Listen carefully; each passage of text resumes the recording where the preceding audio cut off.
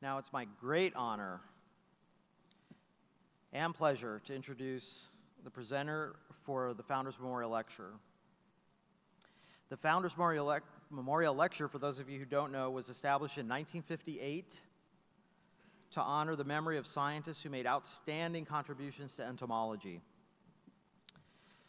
Walter Leal is a distinguished professor of molecular and cellular biology at the University of California, UC Davis, former chair and professor of the Department of Entomology at Davis. He holds a Bachelor's of Engineering in Chemical Engineering from Universidad Federal de Pernambuco, and both MS in Agricultural Chemistry from Meiji University and PhD in Applied Biochemistry from Tsukuba University in Japan. During his tenure in Japan, Leal spent a sabbatical at Cornell with Jerry Meinwald, Tom Eisner's longtime collaborator, along with his twin brother and now ESA Vice President Alvin Simmons and President tomorrow. Leal served as co-chair of the 2016 International Congress of Entomology. He served ESA as president of then IPMIS, who remembers that section designation, now PBT, secretary and vice chair of then Section B, before that, and in various committees.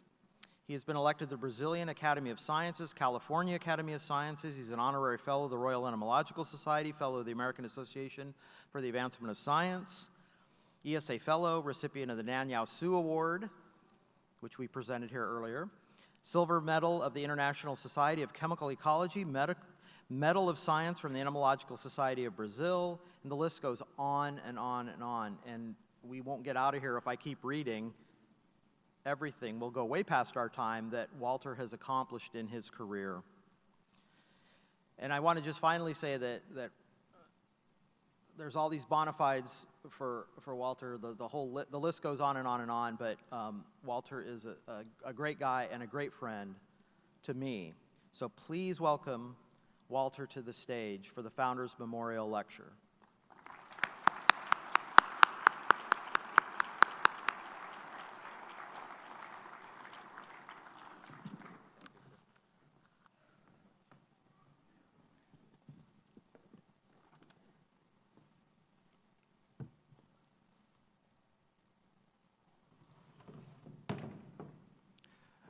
Thank you very much, Bob, and thank you all for being here today. It's a great pleasure to give this lecture in honor of Tom Eisner.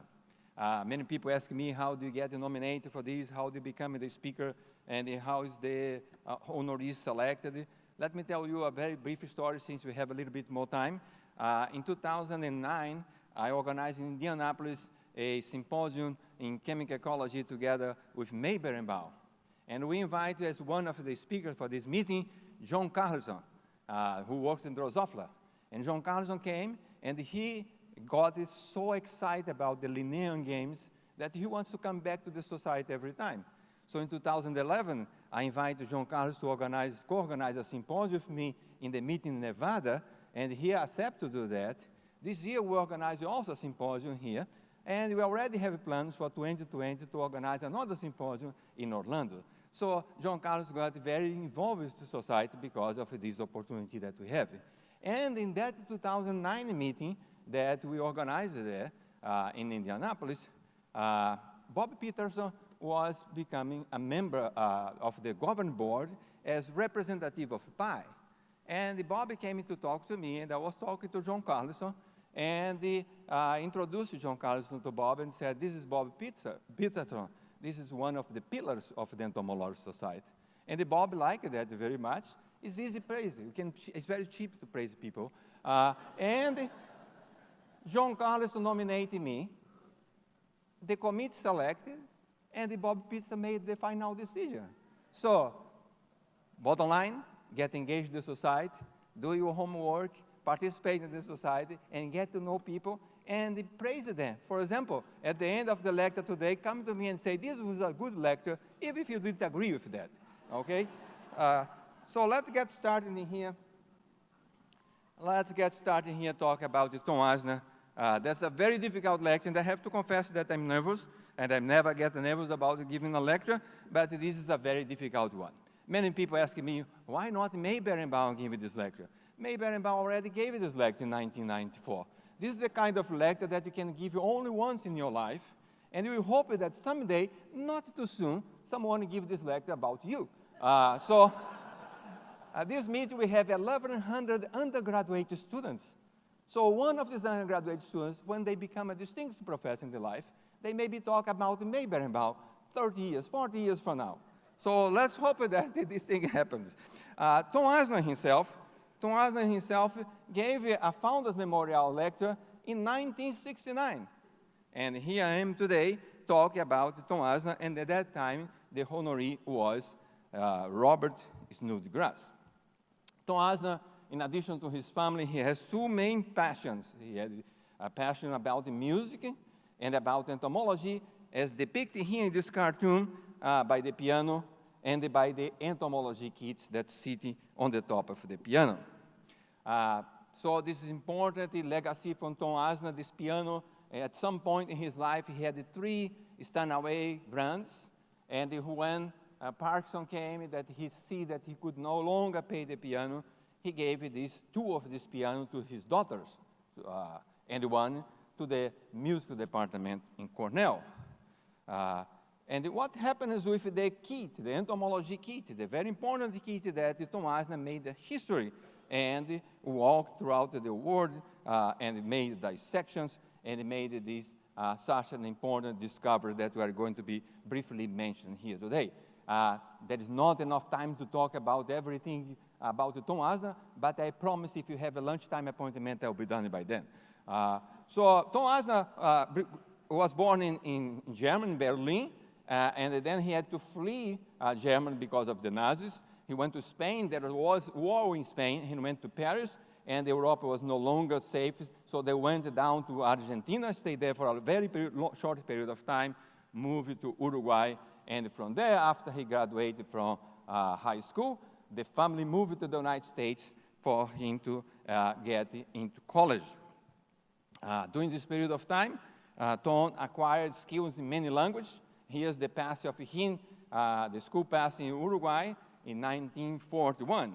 In Uruguay, he didn't learn not only Spanish, but he also improved his skills in English, French, German, so he spoke many languages. First time I met Tom Eisner, he spoke to me in Spanish, and I have to confess that I don't like to speak Spanish because Spanish and Portuguese are so similar that I tried my best to speak Spanish, and the native speakers, they normally praise me and say, your Portuguese is so easy to understand. So I don't like, so when I met Tom, I didn't want to speak in Spanish. Here's a sketch of Tom pinning insects when he was the age of 11. So he already had a passion for entomology right there, and this sketch is made by his mother, Margaret, who was an artist, and his father was a chemist. So he had this heart both in entomology and in chemistry at that time. So he was not decided yet. Here's another picture of when Tom was the age of 15. Paris was liberated by the French and the American troops, and Tom and the people in Uruguay, Montevideo, was celebrating that moment. Then he came to the United States, applied to college, and he got devastating letters of rejection.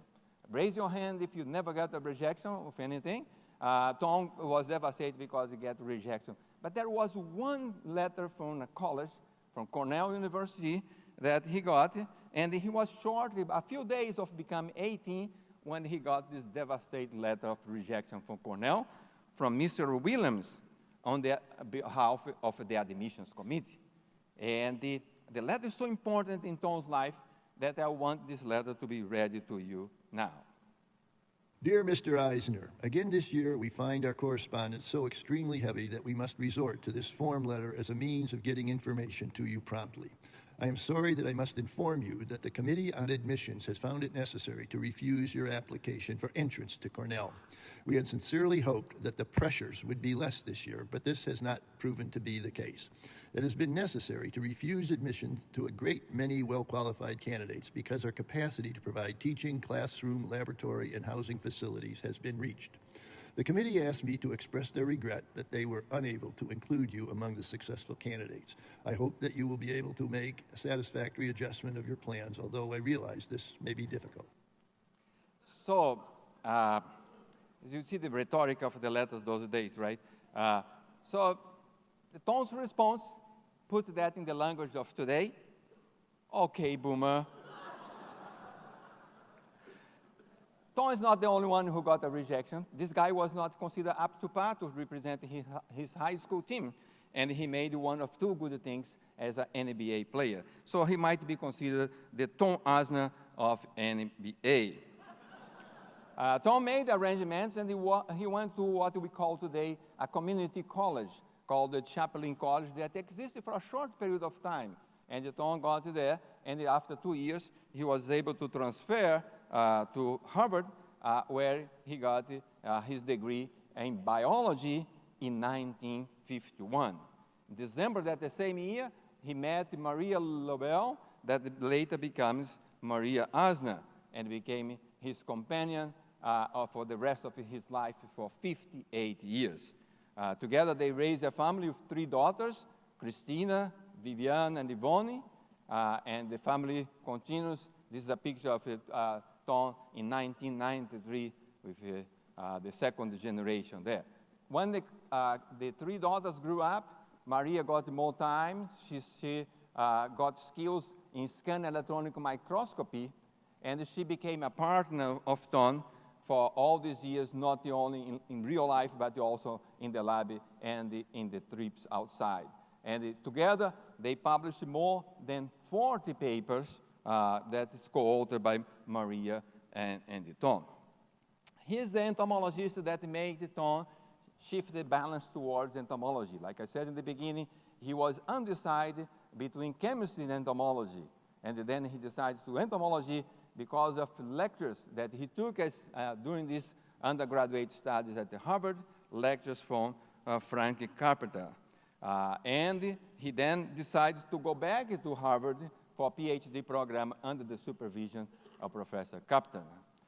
He worked on the proventriculus of ants. Now you make the association why he gave this memorial lecture on snodgrass, because he was already working on morphology at that time. And here are some of the papers that he published in the International Congress in 1958, the Congress in Montreal.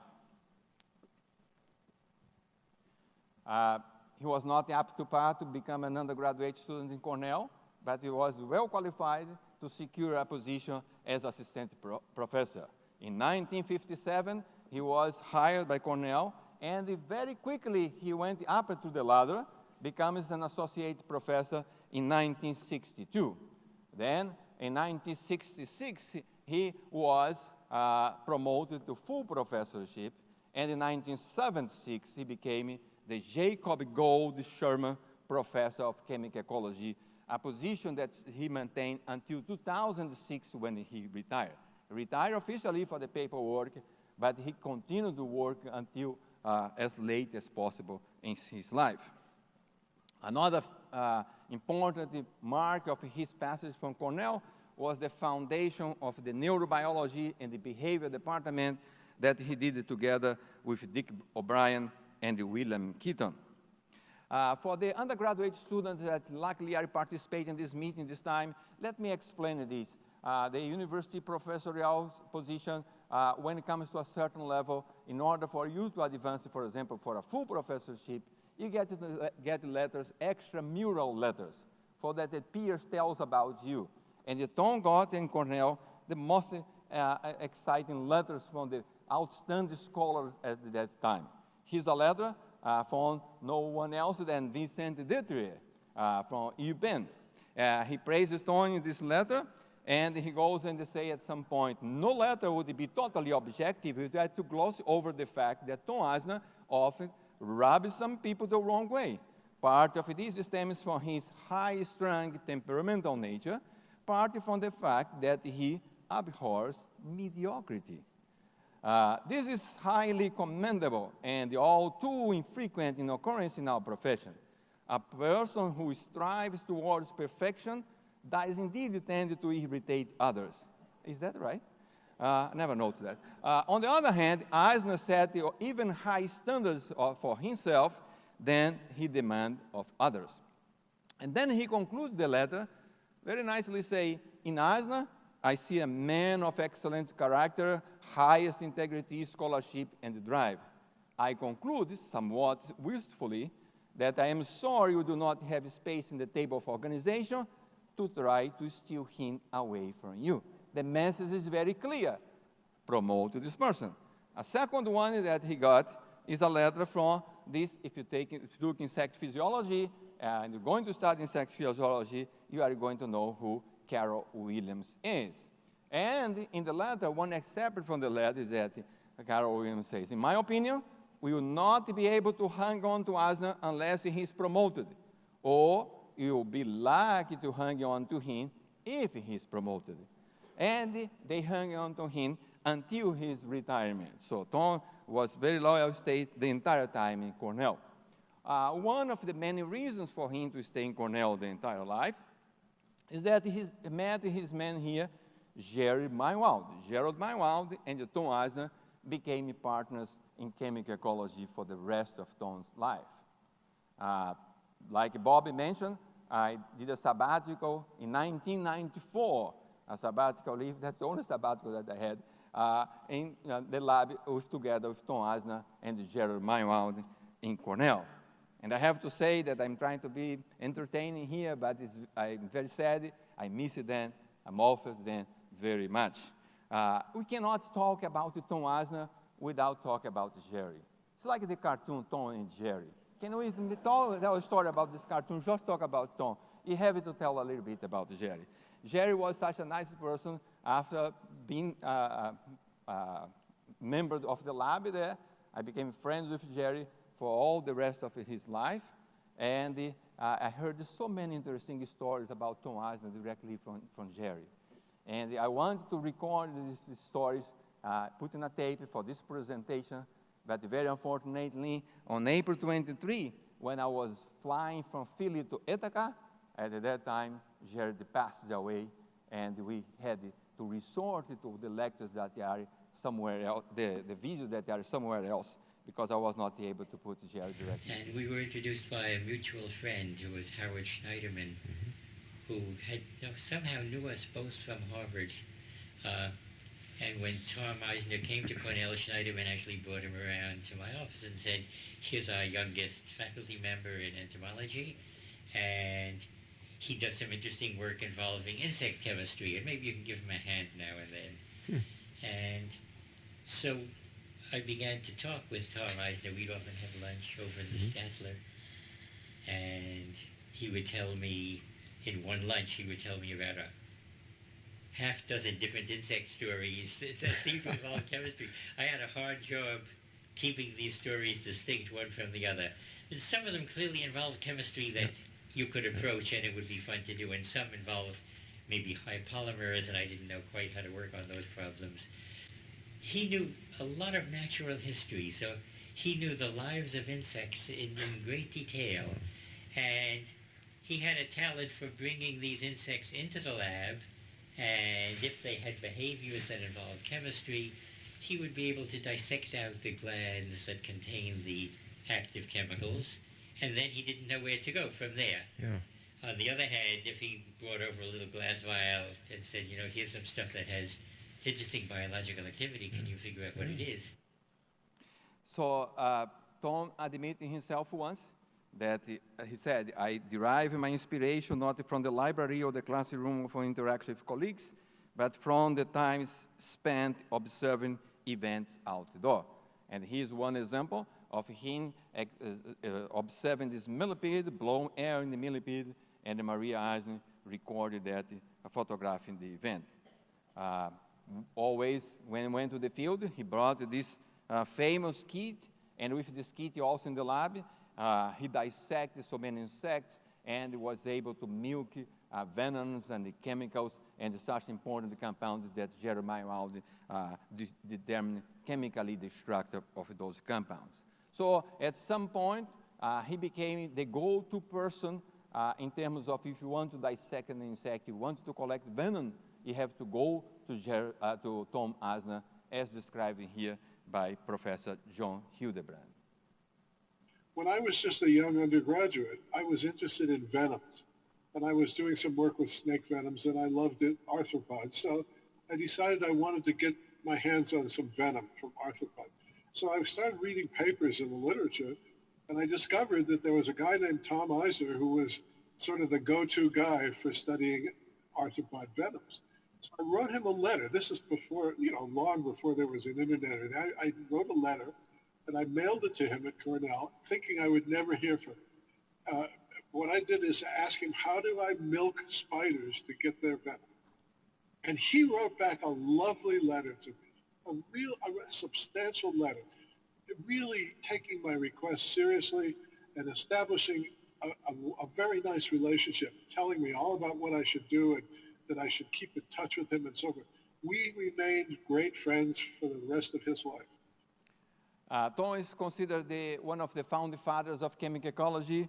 According to Professor Vitko Franke, the words chemical and ecology came together for the first time in this article in the Scientific American by Lincoln Brower in 1969. The term chemical ecology itself appeared for the first time in 1970 in this book by Sondheim and Simeone, and Tom wrote one of the chapters. Chapter 8 was by Tom Eisner on the defense of arthropods, defense against arthropods. I entirely agree with this statement by May Berenbaum that regardless of the paternity, every chemical ecologist today owns his or her career to the vision and energy of Tom Eisner. And he contributed to this field in many ways. One example here, a very concrete example, that he wrote this article, this editorial article in Science together with May Berenbaum. And Gary Felton confessed to me, I hope that Rick Rausch is not in the audience, but Gary Felton confessed to me that this article he used to go to the deans at Penn State to secure a position for chemical ecology and create what is today the most dynamic chemical ecology center in the United States. With that letter, he was able to secure a position to hire Tom Baker, Jimmy Tomlinson, Christina Grozinga, and the list goes on, and it all was influenced by this paper by Tom Eisner. Another legacy of Tom Eisner is this one here, this book, The Love of Insect. If you didn't read this book yet, you must read this book. That's highly recommended. And it has many stories in here in this book that I can't possibly tell you in a short period of time, even if I speak as fast as I'm doing. Many stories, interesting ones, and it's hard to pick up one or two that I can share with you today. I entirely agree with Nathalie Angier that wrote in the New York Times, try to choose a favorite Eisner's paper is like trying to choose a dessert at a Parisian patisserie. So it's very difficult to pick up one. I had to make a decision here and share with you two of the stories from Tom Eisner. Here's one of them. It's about the bombardier beetle. And let's Tom start to talk by himself. And now I'm going to tell you something. It's not false modesty. It's true. I don't have many ideas. I usually get very good data to support other people's ideas. Yeah, you may not agree that he doesn't have many ideas, but you certainly agree that the quality of the data is amazing. It's very clear-cut to a point that statistics is not needed. And also, he's able to get it together with other people to bring some subject to another level. Bombardier beetle, when Tom started work on that, already known that the chemicals that they make the mixture, the compartmentalization was known, the enzymes involved, everything was known. But Tom brought this to another level. First question that he asked, what temperature is this spray? Everyone knew that's hot, but no one quantified that. And he was able to recruit people to his lab, like this graduate student here with a pipe there. Dan, had a bachelor's degree in electrical engineering. So he was able to recruit these people, put the right project, and they answered the question. And based on their ingenuity, they developed a system that they could measure the exact temperature that's coming out, and also they put this insect in a calorimeter and were able to measure the amount of energy delivered by the spray. So for the first time, it was known then that this spray comes at almost the boiling point, almost 100 Celsius, and generates 0.22 calories per milligram of the spray. This was such a fantastic story that it made the cover of Science in the issue of 4th of July, 1964. Nothing better for a cover of Science at that time, like the firework generated by the bombardier beetle. He always wanted to know more, and the next step was to photograph these beetles. That's another skill that Tom had, is about photographing. He was very skillful of that and generated wonderful pictures that you are going to enjoy if you see this For the Love of Insect. He wanted to photograph, and they bring this story to version 2.8. And for those that are millennials, at those times we used films to photograph. There was no camera, no iPhones. And we used to use a flash and a shutter. Here's how he did. He dimmed the light in the room, opened the shutter, and now any light that comes is going to be recorded by the film. And how we're going to shot this light in the flash in coordination with the action of the beetle. So he pinched the beetle, and the sound that was recorded by the spray generated an electricity that connect the flight. So you do this thing once at a time, go back and repeat again, put another film, very patiently. But like I said, he was able to generate pictures that shows the precise nature of this spray, how the beetle is able to find exactly where he or she has been attacked. For example, here in the right leg, in the middle leg, in the hind leg, and even if the leg is up or if the leg is down, the beetle can find exactly the location of the pinch and send the spray to be the most effective possible. So he also did another experiment because he didn't like to be pinching insects, because he knows that not what happened in nature. There is no forceps there in nature pinching insects in the leg. So he wanted to have an attacker. He used the ants. And in that case in here, they use a thermocouple that trigger the flash. In this case in here, when the secretion come out, the temperature already changed, and at that point the flash is activated and recorded. Tom regretted later that he was not able to record this picture in color, and only the black and white version was available. Like I said, he always found the right person to collaborate to answer his question. Tom had a camera that could record 400 frames per second, and he was trying to record an event that happens in a cycle of 500 to 1,000 cycles per second. So it would be impossible. But this professor developed a new technology that would allow to record 4,000 frames per second. So surely enough, Tom collaborated with him, and here are these fantastic pictures that they generate together. And they went back and they put another paper in Science. This time not as the cover, but another publication in Science. Tom has more than 400 publications. And the main of this publication came in Science, and the main of it then made the cover for the Science. I counted 21 papers in Science, and I stopped counting. And I saw many pictures as a cover of Science that I recollect here. It was one picture after the other, so that graduate students at that time just wait for the next exciting story that's going to come from Tom Eisner as a cover of Science, so that they can discuss in a student seminar. The first memories I have of Tom Eisner were, of course, not him, but as a graduate student, reading his papers in Science.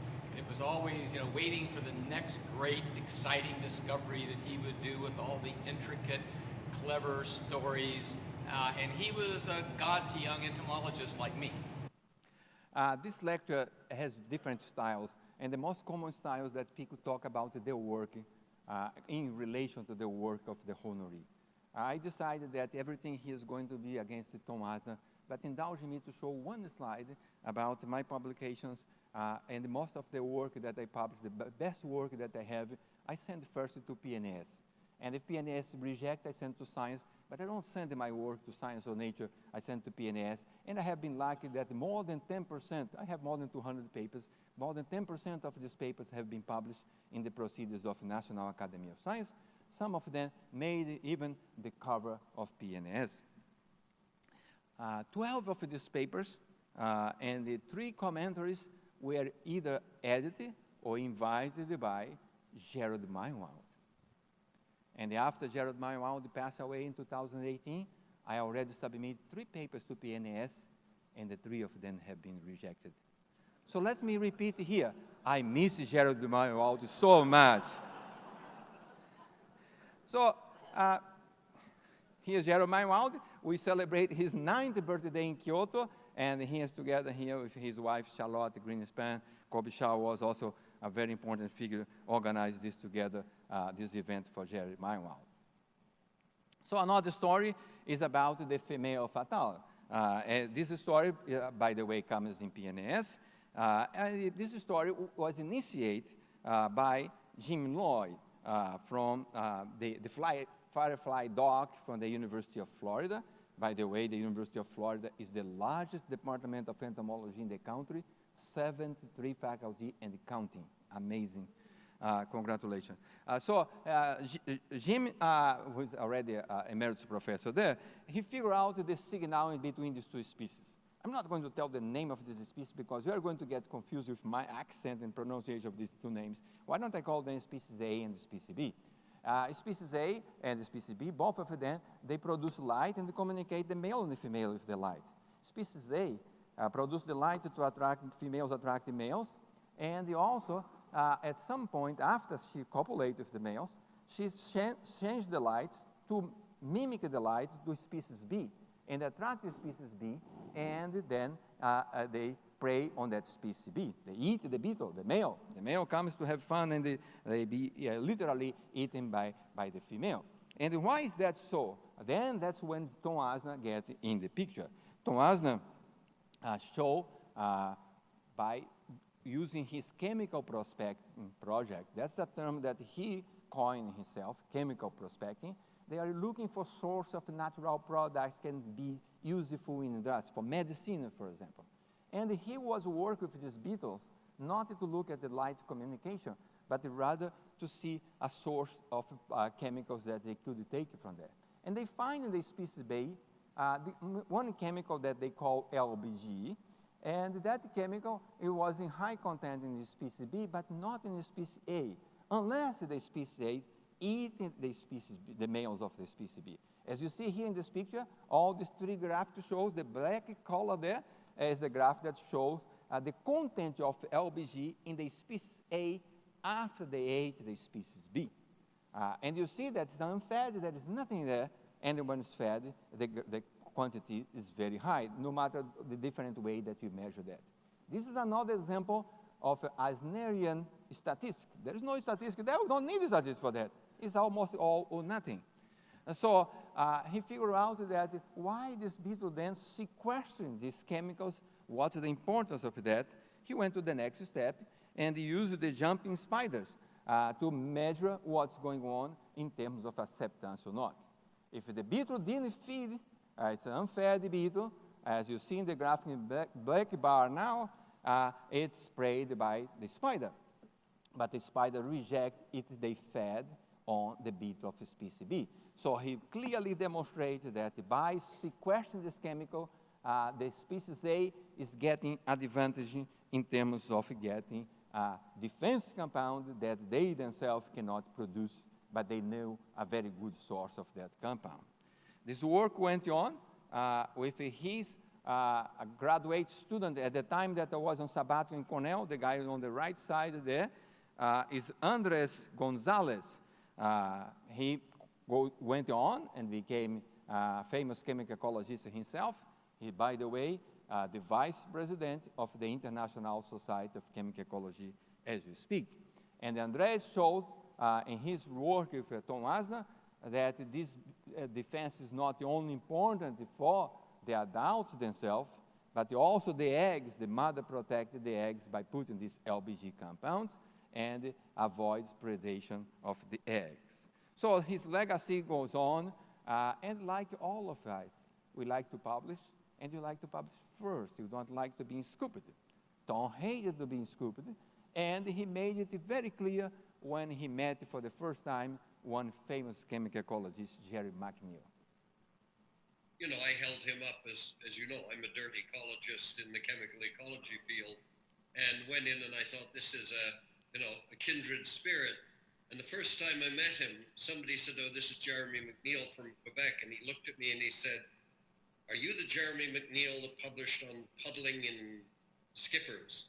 And I said, "Yes, sir." He said, "I hate being scooped," and turned his back on me. And I was going, you know, I just met my God, and he turned his back on me. And then he turned around, burst out laughing, and said, "That wasn't polite. I liked the work, except we were trying to get there before you, but you beat me to it." So he liked to go back to Harvard, collected the Harvard Centennial Medal in 1989. In 1994, Tom got the Medal of Science, the highest honor in science in the United States. And here is a letter and a photo of he receiving this honor. Those days, photograph would be a blessing, but nowadays we have a video for almost everything. His partner, Gerald Meinwald, got the same recognition 20 years later, and he is receiving the award. National Medal of Science II, Gerald Meinwald, Cornell University, for applying chemical principles and techniques to studies of plant and insect defense and communication, and for his seminal role in establishing chemical ecology as a core discipline important to agriculture, forestry, medicine, and environmental science.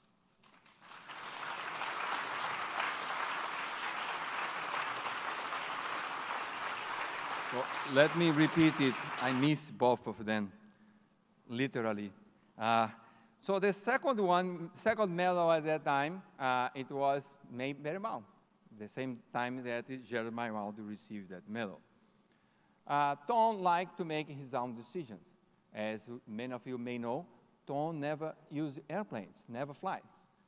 He likes to move around by car, or by train, or by boat, but never take an airplane, and no one knows for sure why is the reason. Maybe he felt claustrophobic, or for some reason he didn't like it to be in an airplane. I love to drive long stretches, which is a terribly non-environmental thing, but driving without a portable phone, endless distances, I find to be the greatest time to relive experiences or connect thoughts in new ways. So in 1996, I organized a symposium in Japan, a chemical ecology symposium, to honor Jerry Meinwald. And after that symposium, the first time that I met Tom Eisner, he told me, "Walter, why didn't you invite me for your symposium in Japan?" I said, "Tom, you don't fly." And he said, "You should have invited me. I would decline." So he likes to make his own decision.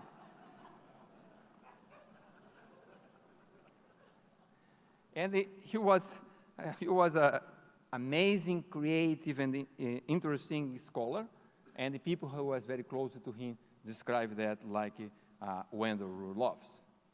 I have found that Eisner, as everybody has, he's the most creative and interesting naturalist to have as a friend. And he and I were on many doctoral candidate exams together because they would have both of us on their committee. And whenever we were on this, I always look forward to those times because Eisner would end up describing novel other observations and scenarios that were of interest to him, of things happening in nature.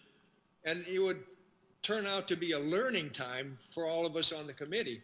And sometimes I don't even know if there was a question after his description of that for the student who we were examining. He was talking about something that was of interest to him or something new in nature that he had just discovered. And so it was always a learning time for us. Now, as you know, one of our last students together was Shannon Olson. And I asked Shannon also how she remembers Tom Eisner. The experience I had during my graduation party, where in the middle of the party, I found him not with all the other guests, but actually behind our house in this tiny pond with his wife, Maria, looking for a specific species of mosquito that was only around for those few weeks of the year. And so I think if I had to summarize him, I would say that he is a curious, observant child of nature. Tom was also an inspirational instructor. Whoever had the pleasure of attending the presentation by Tom or get a lecture being taught by Tom can testify to that. Robbie Raguso, who replaced Tom at Cornell, had the privilege of being in the classroom with Tom for some time until he could no longer teach. And here's Robert Raguso. Yeah, Tom was a showman. He loved to teach, and for him, teaching was about awe and impact. He wanted to inspire students to be excited about nature. And so he put in all the work ahead of time to choreograph his lectures. Every slide had a purpose. Every gesture, every word had a purpose. He practiced, and he took a lot of pride in his delivery. Together with his colleagues at Cornell, he created the first chemical ecology course in the nation in 1970, and many people took that class and some became famous chemical ecologists. There was an undergraduate student who attended that chemical ecology course, and his name was Tom Baker. And a couple years later, he came, Ring Cardet joined me as a postdoc, and he brought Tom Baker along, who was at that time a conscientious objector, and I got him for a cheap price to be a technician in my lab. And then soon he stayed for a master's, and he went on to become world famous himself. If you want to know about the professor, you can go to this site, Rate My Professor, and you can find, for most professors, this site should be relabeled Hate My Professor. But it's not the case for Tom. It's all laudatory there as encapsulating this one in here. This guy is a living legend.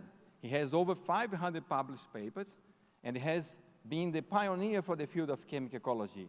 His storytelling is fantastic, and all of the stuff he talks about is just so interesting. And the praise goes on and on. You can visit this website, and it is all there. Students like to thank Tom because that was so inspirational, his lectures, that after the course, they would send the notes and the written notes to Tom and the various cards. There are so many facets about Tom Eisner that's impossible to describe in a 30-minute lecture. So I apologize for not being able to cover so many things. There is one facet that I'll let Paul Finney describe for us. Tom has an amazing sense of humor. It's hard to describe. It's quite diverse, but part of it is political. He clearly is has very little patience for much of what goes on in Washington, and he can actually make you laugh at his sarcasm sometimes.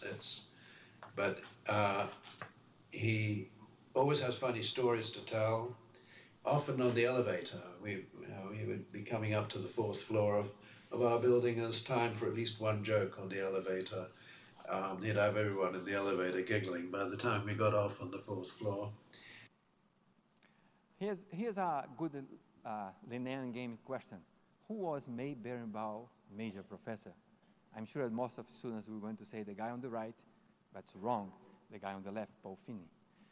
Paul Finney was May Berenbaum major professor. So, like I said, Tom Eisner is the person that was like a complete scientist that liked music and very well educated. He loved his music and also entomology. So let me shift a little bit to the side of the music. He played at meetings. One of the person that he plays with, Gelio Atema, mentioned that I have played with many outstanding musicians, but the way Tom and I play bar sonatas was unmatched.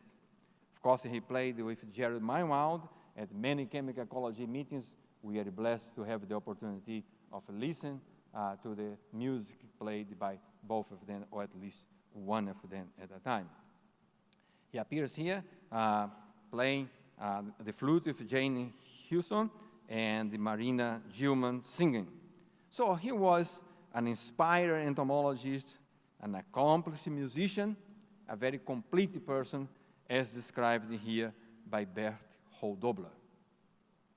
Tom Eisner is one of the greatest scientists I knew, and he is one of the most witty colleagues and friends I knew, and he was a great artist and gifted pianist and conductor of an orchestra, so he was one of the last Renaissance persons I have ever met. Very well, a summary of Tom Eisner. And now the question, where is Tom Eisner kit? Who inherited Tom's kit? This very famous entomology kit that he brought to the field, he brought to the lab to dissect insects, and they make these all wonderful stories that are there. And also, this book that he got as a present when he was turned 12 years old. The parents gave this book to Tom, and where is this book now? So the answer for this question is that Tom gave all these presents to a 14-year-old naturalist in the making, according to Tom in this card. And he did that 5 months before he passed away.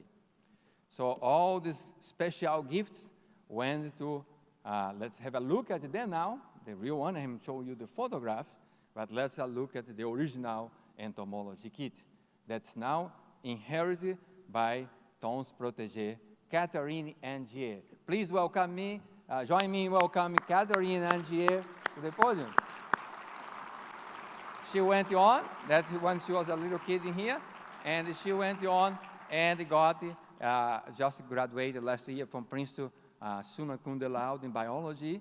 She used that kit, so it's going to tell you the story about that now. Here's the letter that she got from Tom Eisner. Thank you very much for coming. The podium is yours.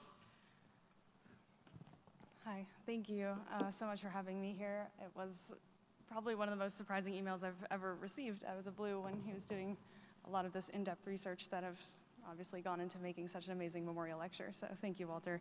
I really never thought it would lead to this, but yeah, I met Tom when I was 5 years old. And even before then, as you could see probably from the 4-year-old picture, I was a little bit symptomatic with a severe bug obsession. And I always loved collecting caterpillars, looking for crickets, stopping to look at every ant on the sidewalk. But meeting Tom was really something special because he obviously valued, even as a capital A adult, this, exploring nature, the childlike wonder of it all. And we went to his house in Ithaca and just wandered around a field looking for bugs together. And even my kindergartner brain knew it was something I would never forget. So for the next almost decade, I would write him letters describing cool bugs that I would see or behaviors. And he was always so encouraging in his replies and even sent me a dissecting scope that I could use to examine them. Eventually, I couldn't read his replies anymore because his Parkinson's was getting worse. And when I was 14, he did send this kit, which at first I was really happy about because it had all these really cool things in it. But then when he died shortly thereafter, I realized it was kind of a goodbye kit and apparently inheritance. But I hid it away for a long time because it was no longer had positive connotations. But that all changed. Senior year of college, I started this senior thesis research on an ant-plant mutualism in Panama, and I decided it was time. I felt like I was finally going to join the world of entomologists, so I brought him with me, and I thought it was kind of a good luck charm. So thank you, Tom, for being there with me. And I just want to say that I hope he'd be proud that I came from, I guess, a kid hardly able to pronounce the word entomology to now applying for a PhD in one. So thank you for all sharing in this experience of honoring such an amazing man. And thank you to Walter for inviting me. Can you display it, please? Should I leave it here? No. So, it is. Thank you very much. And Catherine is going to be here. And if you want to have a look at the kit, so you can go back to the table. And she's going to show you the kit available to you if you want to have a look at the real one. So I want to conclude here by thanking everyone that helped me. I was not able to use everyone's input in this presentation. Too much material. I should write a supplementary information for this lecture. I put in YouTube because I have so much material that I got for so many colleagues. I appreciate so very much the effort and the time that they put for these people. So I'd like to dedicate this lecture to Tom Eisner on behalf of 7,000 entomologists. And thank you very much for your patience and for staying up to the end. Thank you.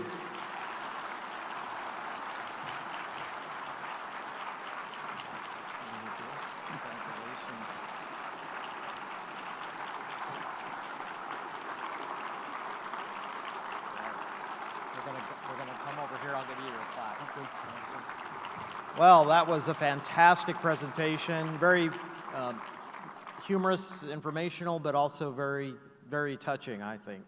So, Walter, thank you very much.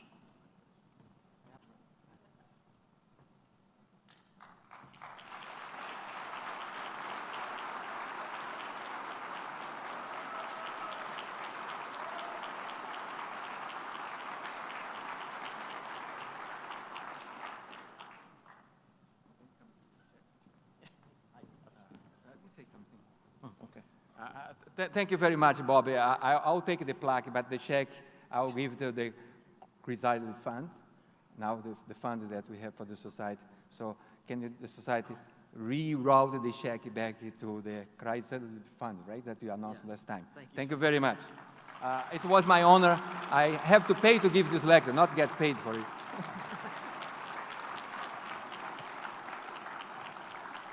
Yes, and thank you so much, Walter. What he did was turn his check over to the Chrysalis Fund for youth education in entomology. So we greatly appreciate that.